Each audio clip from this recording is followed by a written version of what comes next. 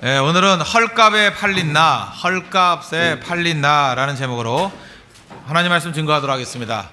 우리 성도들을 보면 또 우리 제 자신도 그럴 때가 많이 있습니다. 이 목사임에도 불구하고 요즘에 마음이 약해졌는지 이게 믿음이 연약해진 건지 모르겠지만 내가 참 무가치하다 이렇게 느낄 때가 있어요. 시편을 전 좋아하는데 시편 1편부터 150편까지 쭉 읽다가 그 마음의 상황에 따라서 이렇게 마음에 와닿을 때가 있잖아요. 그런데 시편 44편 12절의 말씀이 마음에 팍 와닿더라고요. 주께서 주의 백성을 헐값으로 파심이요.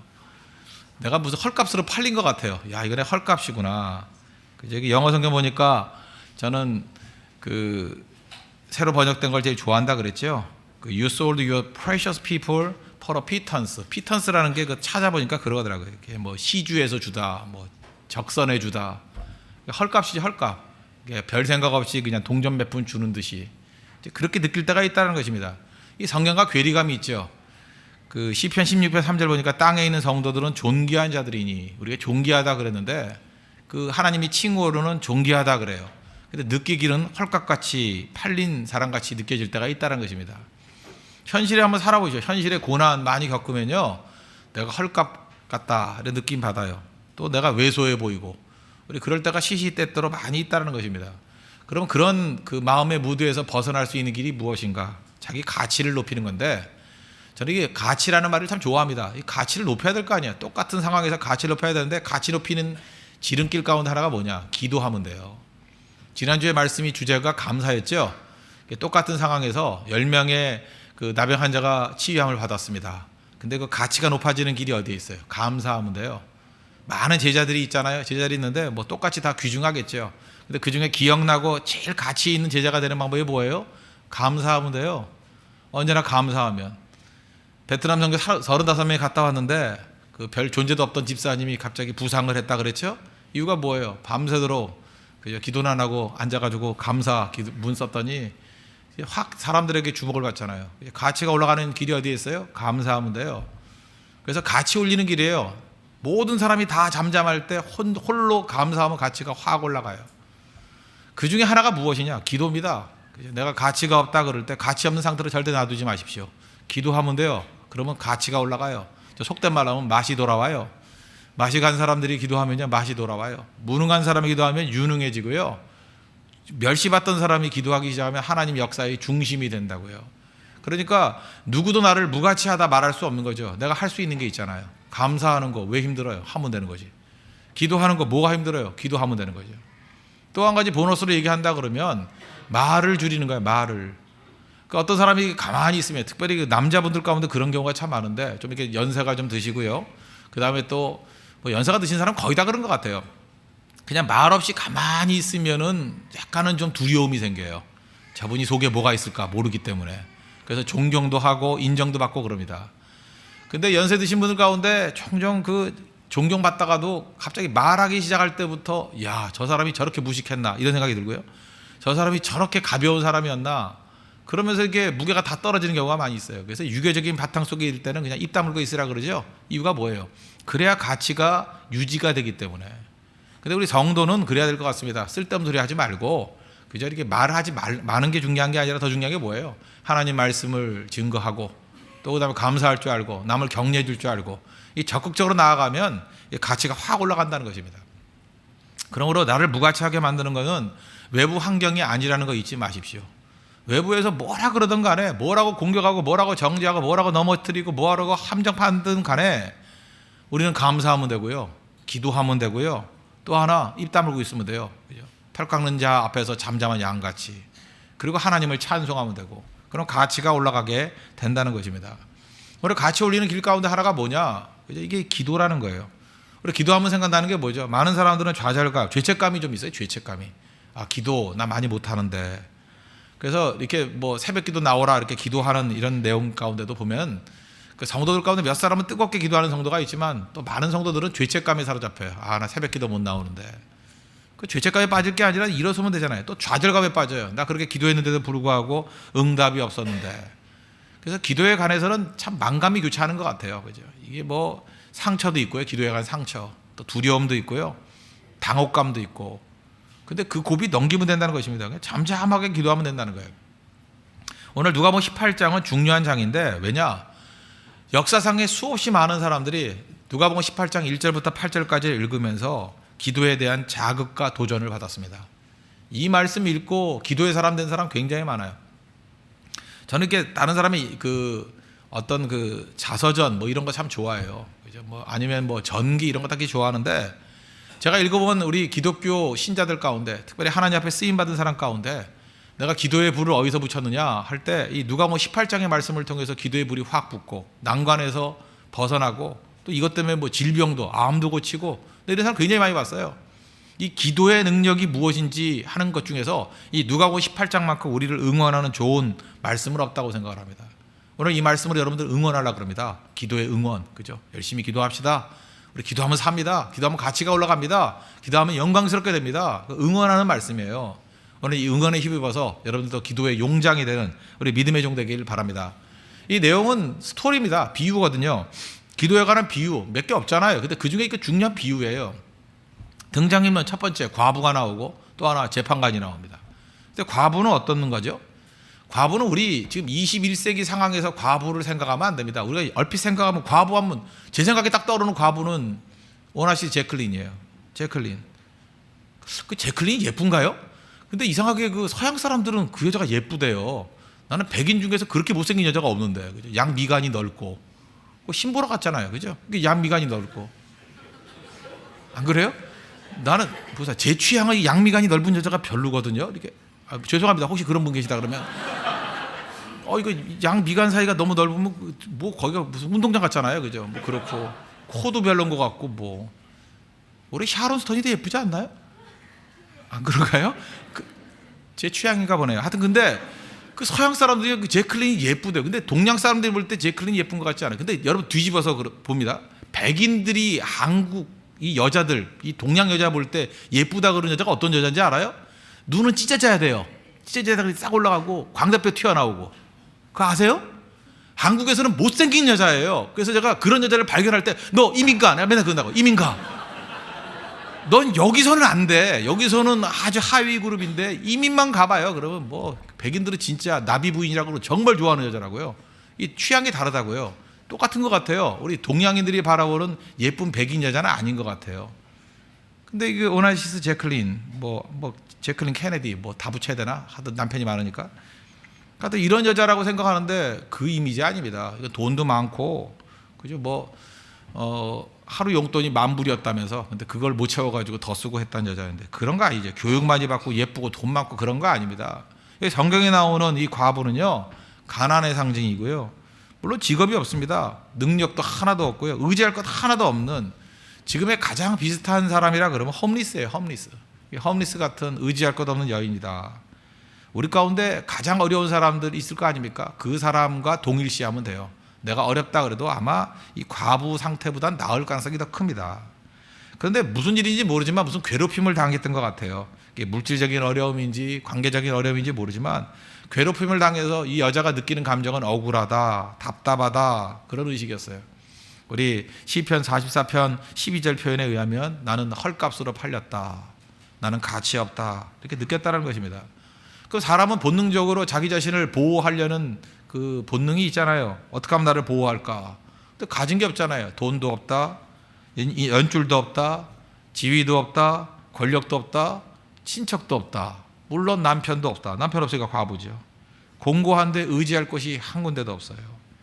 그래서 이 과부가 고민하다가 자기가 살 수 있는 길 한 가지를 발견했습니다. 그게 바로 뭐냐? 재판장 찾아가서 사정해 보는 거다. 그런데 또 하나 절망이 있죠. 18장 2절 보십시오. 이 재판관이 어떤 재판관이에요? 이르시되 어떤 도시에 하나님을 두려워하지 않고 사람을 무시하는 한 재판관이 있는데 자기가 의지할 재판관인데 이 재판장이 윤리의식이 하나도 없고요. 하나님도 두려워하지 않고요. 또 사람은 무시하고요. 공정하지 않고 별로 좋지 않은 재판관이라는 거예요. 그럼 절망 아닙니까? 절망. 희망을 가졌는데 이 희망이 깨진 희망이에요. 깨진 꿈이에요. 불완전한 희망이라고. 그럼 답답할 거 아닙니까? 아무리 찾아가서 말을 해도 씨도 안 먹히는 거 아니에요. 그죠? 희망이 희망되지 못하는 상황이다. 우리 인생 살다 보면 이럴 때가 얼마나 많아요. 그런데 이 과부가 선택할 수 있는 길이 이거밖에 없으니까 이제 어떻게 해요? 하나님을 두려워하지도 않고 사람 무시하지만 그래도 나를 보호해 줄 거는 그래도 저 재판장밖에 없다. 가서 한번 괴롭힐 정도로 매달려 보자. 그거 아니에요? 그래서 밤이면 밤마다 낮이면 낮마다 가가지고 문 앞에 기다리고 퇴근할 때 졸졸 따라다니고 출근할 때 졸졸 따라다니고 그랬다라는 거예요. 그랬더니 결론적으로 그것이 효과가 있었습니까? 없었습니까? 있었다라는 거예요. 있었다. 그게 효과가 있었다.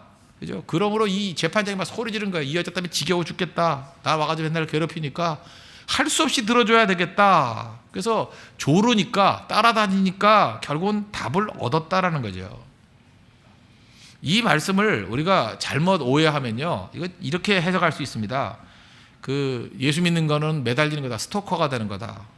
열심히 매달리자, 뭐 10번 찍어 안 넘어가는 거 없다. 그래서 이 말씀에서 끈질김, 그래서 소나무 뿌리 붙잡고 뽑자. 그러다 보니까 이거에 부작용이 생겼어요. 어떤 부작용이 생기냐면 예수 잘 믿는 것은 무례한 거다. 진짜 그래요. 예수 잘 믿는 게 무례한 게 돼버려요. 버스 타면 집사님 그러고 여기 자리 있어 그러고 막 소리 지르고 그죠. 권사님 그러고 밀고.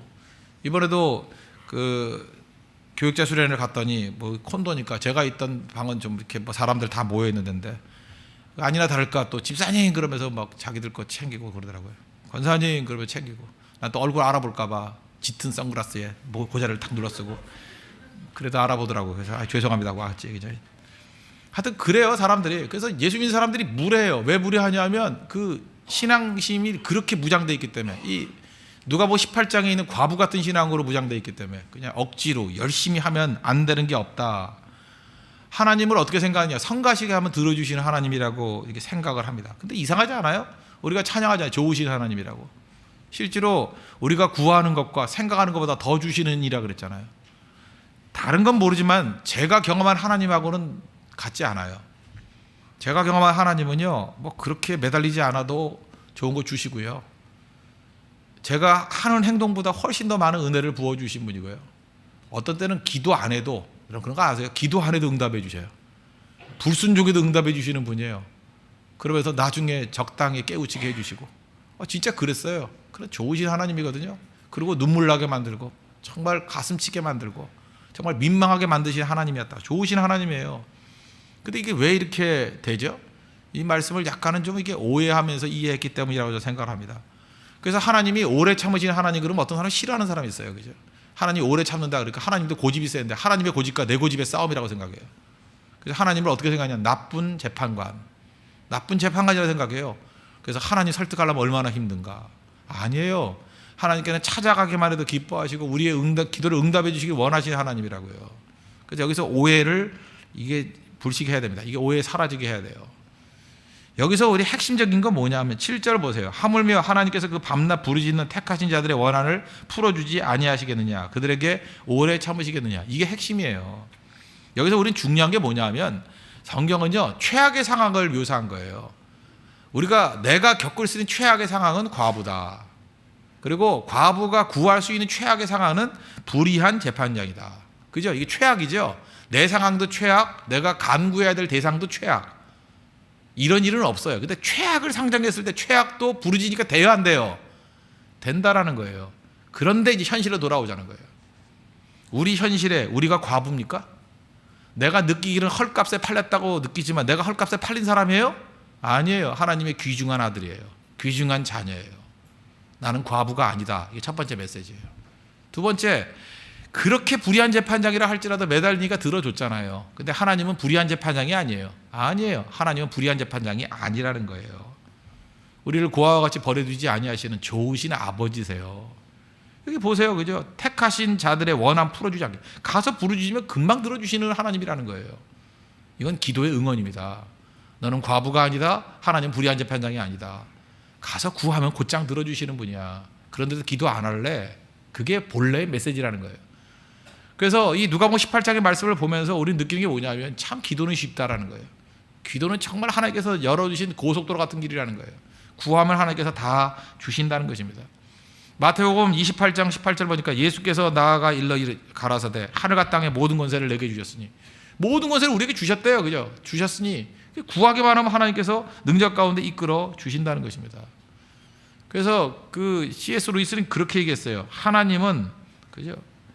당신의 목소리보다 더 달콤하게 듣는 목소리는 없다고. 실제로 그렇지 않아요? 우리가 자녀들을 볼 때 자녀들에게 있어서 이제 부모가 느끼는 최고의 목소리가 뭐예요? 자녀들이 와가지고 요청하는 거 아니에요? 그 영광을 느낀다고요. 그 자녀들이 와가지고 아버지 이거 좀 해주세요 하면은 제가 아버지기 때문에 알아요. 싫지 않아요. 좋다고. 저는 제일 기쁠 때가 뭐냐면 아버지 저 커피 한 잔 사주세요. 우리 애들은 절대 안 그래요. 그랬으면 참 좋겠어요. 그러면 커피가 뭐예요? 커피 그냥 엎어치기로 사줄 수 있는데 그런 거 안 해요. 그죠? 사준다 그러면 됐어요? 뭐 이러고 그죠? 됐어요? 뭐 혼자 가서 드시죠 하는 그런 뉘앙스 같아요. 하나님께 구하는 것이 하나님의 기쁨이 된다는 거 잊지 마십시오. 자꾸만 하나님 앞에 나가서 뭐 달라 그래요. 그럼 기뻐하신다니까요. 뭐 같이 한번 식사하시죠. 기뻐하신다니까요. 그런 자녀의 모습을 좀 가지고 있어야 돼요. 하나님은 우리의 목소리를 기뻐하십니다. 여러분 여기 부모님들 계시죠? 자녀들이 전화 걸어가지고 잠깐만 이것저것 요청하면 싫어요? 좋죠. 전화가 안 오는 게 문제지. 전화하면서 도와주세요. 이것 좀 도와주세요. 그러면 기쁨으로 받아주는 게 아버지의 모습, 어머니의 모습이라고요. 그거 기뻐해요. 하나님이 제일 기뻐하는 게 뭐냐면 우리가 기도하면서 잠깐만 요청하는 거라고 생각해요. 우리가 믿는 하나님은 공가고의 하나님이잖아요. 구하면 공급해 주셔요. 안 구해도 주셔요. 안 구해도. 근데 구하시면 너무 기쁘게 주시죠. 하나님께서 우리가 구하지 않아도 가르쳐 주셔요. 이것저것으로. 그죠? 어떤 때는 우리 하도 안 구하니까 하나님이 암호같이 머리 갖다 놓고도 구해줘요. 이리 가라 이리 가라 하면서. 그죠? 이렇게 장애물 놓고 하도 안 구하니까 그래서 그걸 못 가게 가지고 유도하실 때가 있어요.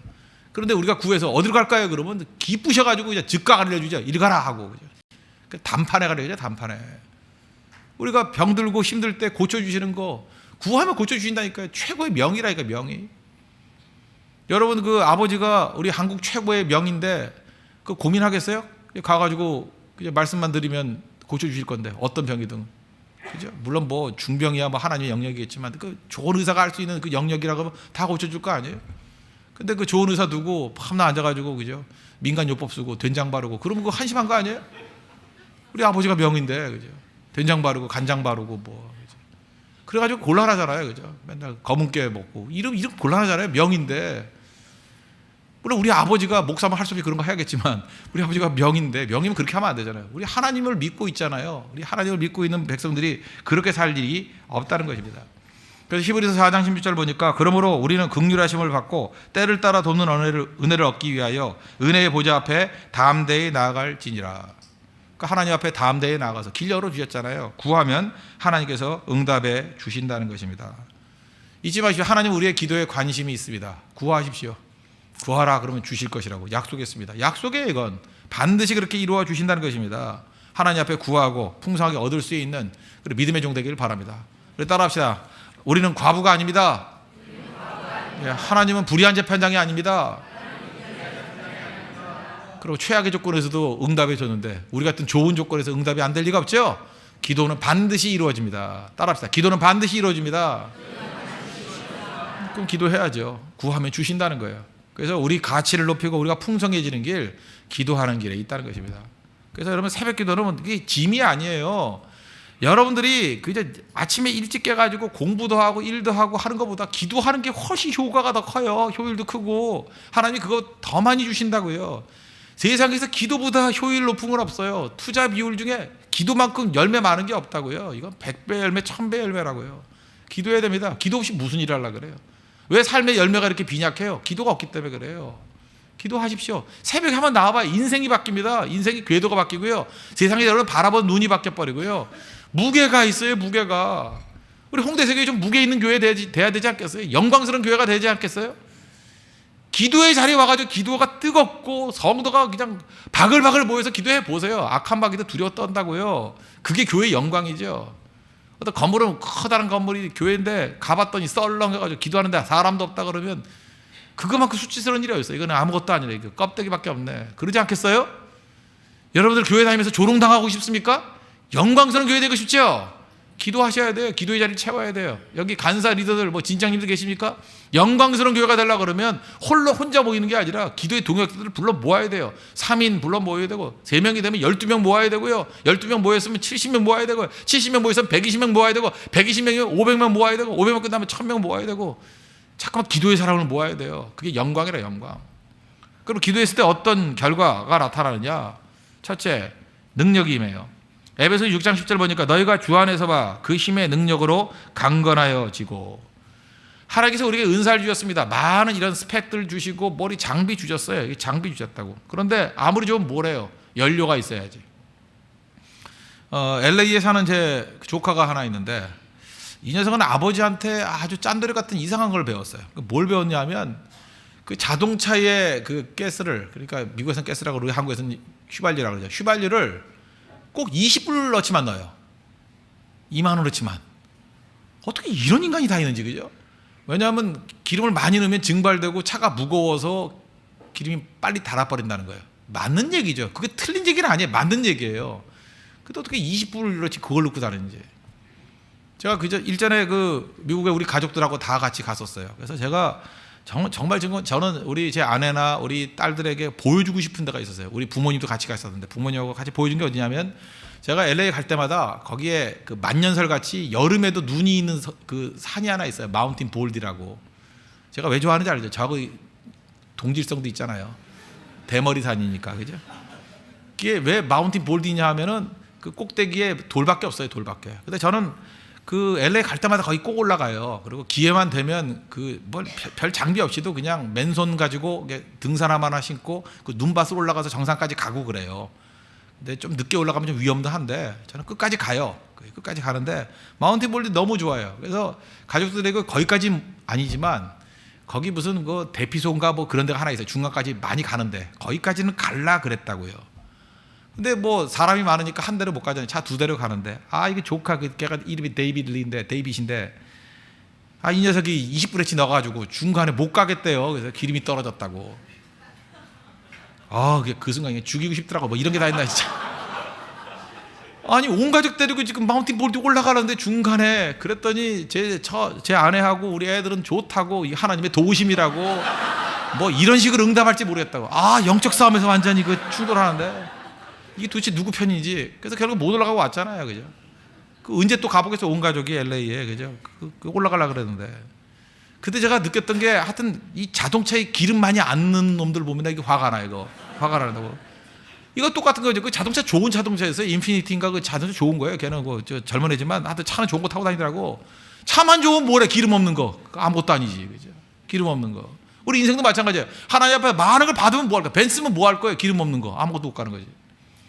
기도 없으면요 못 움직여요. 우리 아무리 강력하게 많은 걸 갖고 있고 좋은 차를 갖고 있다, 기름 없으면 못 움직인다고. 기름이 뭐예요? 기도예요. 기도는 우리를 움직이게 만드는 능력이라고. 하나님 전신갑주로 무장하면 뭐 할 거예요? 기도 없으면 힘이 없으니까 못 일어나요. 전신까지 무장했는데 며칠 굶어가지고 못 일어나. 이거 무거워 하고 쓰러져 있으면 끝나는 거 아니에요. 무장하고 난 다음 필요한 게 뭐예요? 힘이 있어야지. 힘이 먹고 힘을 내야죠. 에너지가 있어야죠. 연료가 있어야죠. 그게 기도라고요. 그게 능력이라고요. 여러분들 왜 이렇게 자꾸 피곤한 줄 알아요? 기도를 안 하니까 피곤하지. 영적으로 피곤한 거. 영적으로 기도하면 영이 싱싱해져요. 싱싱해져요. 제가 옛날에 그런 얘기 들어본 적이 있어요. 조용기 목사님 집회 갔을 때 뭐 지금도 그러시는지 모르지만 뭐 그 말씀하신 건 믿어야죠, 그죠? 집회 가기 전에 본인은 한 4시간씩 기도한대요, 그죠? 호텔 방에서 기도한대 4시간씩. 참 그 얘기 듣고 전 굉장히 도전받았어요, 그죠? 4시간씩 기도한 4시간씩. 그러면 또 좀 궁금해가지고 그러면 어떤 현상이 벌어집니까? 그랬더니 그 말이 정말 열받게 만들어. 온몸이 찌릿찌릿하대. 찌릿찌릿. 와, 난 그런 거 잘 못 느껴요. 찌릿찌릿하대. 찌릿찌릿. 전 이렇게 절였을 때 찌릿찌릿하지만 이분은 온몸이 찌릿찌릿하대요. 그러면서 말씀을 증거하고 뭐 다 뒤집힌대나? 따라 하려고 그랬더니 4시간 너무 길어가지고 못하겠더라고요, 도저히. 그죠? 4시간 하다가 뭐 딴 걸 못해요. 저는 책을 좋아하는가 봐요. 4시간 읽다 보면 자꾸 책을 보고 싶어져가지고 못하게 되는데 하여튼 그 능력이잖아, 능력. 찌릿찌릿하대, 찌릿찌릿. 여러분들 그런 거 경험해봐야죠. 맨날 무력하게 빌빌 이렇게 졸다가 나온 사람 같이 하지 말고 찌릿찌릿한 능력, 기도에 있다는 거. 기도에 간절히 간구하면 그런 능력이 나타나죠. 이상하게 기도만 하면 피곤함이 사라져요. 능력이 생긴다고요. 쓰임받을 수 있다고요. 우리 홍대석에 있는 모든 성도들 하나님 앞에서 이런 능력 가운데 무장되는 우리 하나님의 백성 되기를 바랍니다. 그러면요, 이 능력이 있으면요, 죽음의 세력이 몰려온다 할지라도 다 이겨내요. 난관이 온다 다 이겨낸다고요. 그 힘이 힘, 그죠? 이 어떤 장애를 뛰어넘을 수 있는 능력이 있다고요. 미국 그 중부에 가면 시카고 쪽에 가면 그 칼빈 신학교라고 있습니다. 칼빈, 시카고는 아니래요. 그 어디죠? 약간 떨어져 있는데요. 그레네피지에 있나? 네, 거기에 그 칼빈 신학교가 있어요.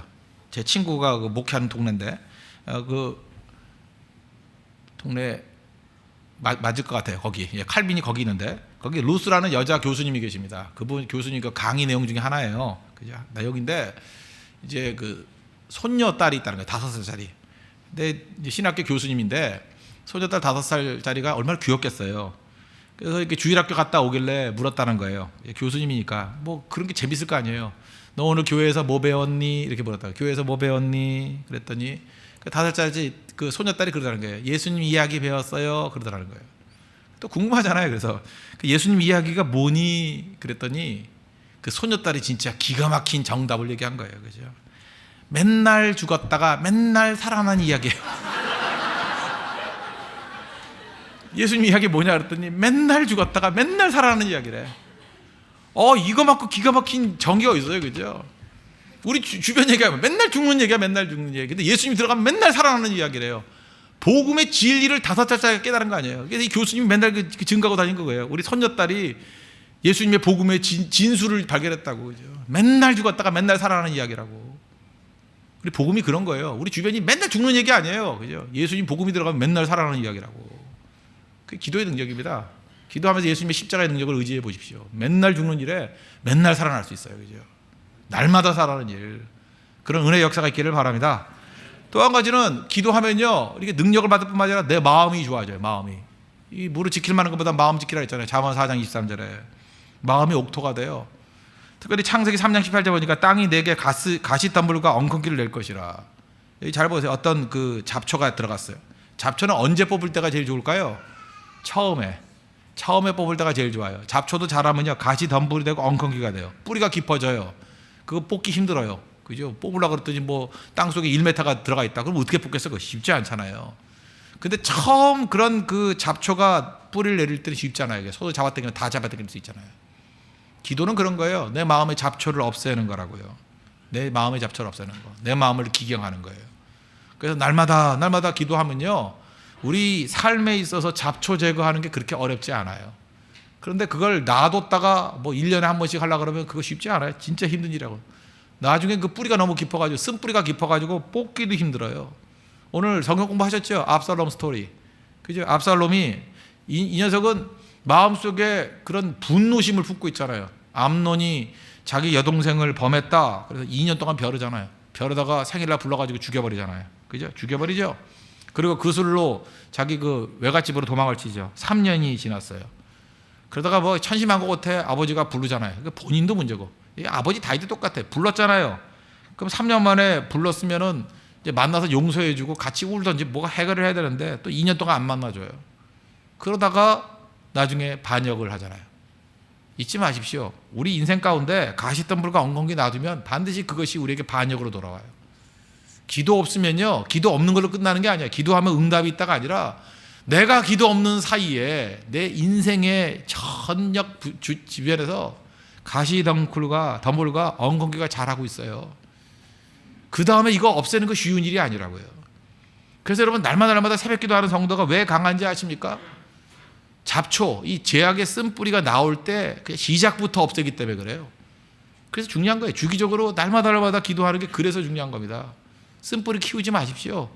키우면 우리 인생이 힘들어져요. 날마다 기도하고 그것이 진짜 중요하다는 거예요. 우리 인생 가운데 이거 자꾸 회피하는 이유 중에 하나가 뭐냐면 두렵기 때문에 그렇거든요.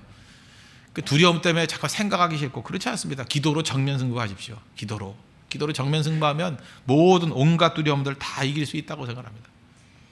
저는 이 사울에서 바울로 변화된 다음에 약간 그 사도 바울도 약간 트라우마가 있었던 것 같아요. 뭐가 있냐면 이 사람 마음 가운데는 두려움이란 게 있어요. 두려움. 사실 막 큰 소리 치고 담대해 보이잖아요.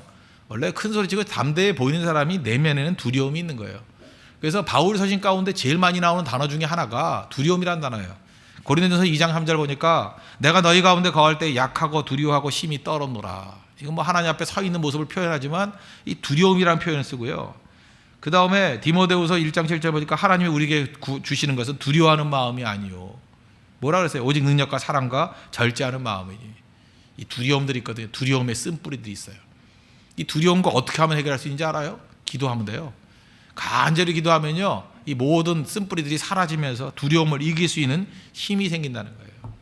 그래서 오늘도 여러분들 마음에 두려움이 있고 온갖 그죠? 잡생각이 다 드는 사람들 있죠. 생각은 우리를 약하게 만들어요. 생각. 그래서 하나님 앞에 집중하게 되면요, 생각이 사라져요.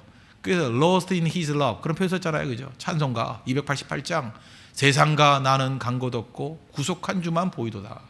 주님의 사랑 안에서 나를 잊어버린다고. 그 왜 그래요? 두려움이 사라지기 때문에 그래요. 기도는 그런 힘이 있습니다. 오늘도 잘 보면요, 여러분들 마음에 병이 있는 사람들 있죠. 마음에 눌려 있는 사람들. 기도는 없고 생각이 많기 때문에 그래요. 참 묘해요. 두려움이 엄습하면요, 기도 안 하게 돼요. 기도가 하기 싫어져. 기도의 자리를 떠나려고 그러고 잠깐만 이 생각 저 생각하게 된다고요. 그래서 그거 잊어버리려고 딴 거 하고, 예수 안 믿는 사람은 술 마시고, 또 아니면 뭐 마약하고, 뭐 향락에 빠지고, 그것도 아니면 뭘 하겠어요? 무슨 뭐 영화나 맨날 보려고 그러고, 뭐 이렇게 잊어버리려고. 또 어떤 사람은 또 운동에 빠진 사람이 있어요. 이렇게 잊어버리려고. 근데 그거보다 근본적인 능력이 어디에 있는지 아십니까? 기도에 있다는 거예요. 기도는 우리에게 평화를 갖다 줍니다. 세상이 알지 못하는 예수님 주시는 절대 평안을 갖다 줘요. 그리고 두려움을 이길 수 있는 힘이 있다고요. 내 마음을 옥토로 만듭니다. 기도만이 내 마음속에 있는 가시덤불과 엉겅퀴를 사라지게 만드는 힘이 있습니다. 오늘도 여러분 마음이 예수님의 마음으로 점령되는 그런 은혜 역사가 있기를 바랍니다. 그래서 기도를 통해서 그런 마음의 변화가 있는, 마음을 지키지 않은 하나님 백성 되기를 바랍니다. 또 한 가지, 기도하면 어떤 일이 벌어지느냐? 감사를 하게 돼요. 감사. 저는 그 감사라는 말이 중요한 것 같아요. 미국에서, 미국이라는 나라가 복받은 일 중에 하나가 난 그거라고 생각해요. 감사하기 위해서 공휴일 지정한 나라가 미국밖에 더 있어요? 그렇지 않아요? Thanksgiving Day. Thanksgiving Day. 기빙이잖아요. 주는 거 아니야. 감사를 준대요. 감사를 준대. Thanksgiving. 그죠? 그래서 우리가 감사를 느끼게 되면 자꾸 주게 돼 있어요. 하나님께다 드리게 돼 있고 잠깐 주게 돼 있어요. 하나님이 이렇게 우리의 마음 가운데 그런 마음을 준다고. 그래서 더 풍성해지게 된다는 것입니다. 절대로 왜소해지지 않아요. 기도하면요, 감사를 하게 돼요. 그래서 표현하게 돼 있다고. 표현하면 더 풍성해지죠. 스펄전 목사님의 그 설교 전집이 있거든요. 저도 갖고 있는데, 우리나라 보문 출판사라고 그 대구에 있는 출판사에서 낸 게 있어요. 그 옛날 책인데, 그 가끔 보면은 제 기억에 산상수훈 설교할 때 나오는 내용이에요. 그 마태복음 5장인가 6장 그 설명할 때 쭉 나오는데, 별빛을 보고 감사하면 달빛을 주시고, 달빛을 보고 감사하면 햇빛을 주시고, 햇빛을 보고 감사하면 뭐 달빛도 햇빛도 필요 없는 영원한 천국의 빛을 주신다. 그거 많이 들었죠? 그 왜 그러냐면 스펄전 목사님의 설교집 그거 맨 앞에 나오거든요. 맨 앞에.